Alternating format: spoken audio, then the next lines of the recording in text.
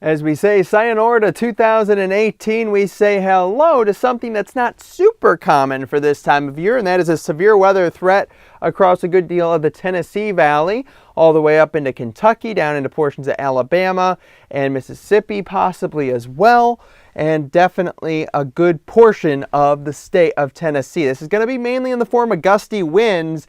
Any kind of tornado activity, hail is going to be very, very isolated. You'll see that nice line of storms move through. A lot of the southern side here, plenty of rain. Northern side, some mixing and a corridor of snow. And this could produce some moderate to even briefly heavy snow as it moves up through Michigan into Ontario and eventually Quebec over the next day or so. Otherwise, across the country, once this system moves out, we'll really start to simmer things down. A little cold area and sustaining some moderate to widely scattered light snow across portions of New Mexico, there across Albuquerque, maybe even back into portions of the higher terrain in Arizona. How much snow are we going to get from the main system here across the upper Midwest in towards the Great Lakes over the next couple days as we welcome in 2019? Generally a good swath of 3 to 6 inches associated with this. Now the Canadian model here is suggesting some areas see 7, 8 inches of snow or so. So we'll keep an eye on that, but a good corridor of accumulating plowable snow. And just to the south of that area, that's where you'll see some mixing, a little bit of rain, and just a little bit of the backside white stuff falling from the sky. We'll pick things up here in a couple days. We'll see a pretty dry pattern out west and rain, not that you need it, for the southeast, moving up into the mid-Atlantic and eventually into the northeast a little bit.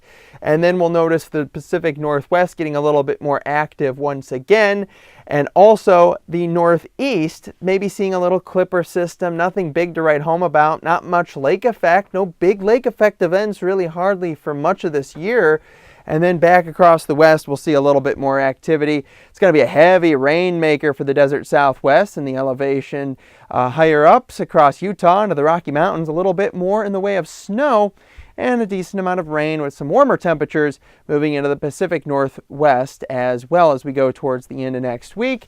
What about those temperatures? It's going to be kind of up and down in spots across the eastern half of the country, but we're really going to see a very traditional El Nino type setup where we have this big area of more warm temperatures spreading in from the Pacific Northwest into the plains, and then the cooler weather really across much of the south going in towards mid-January.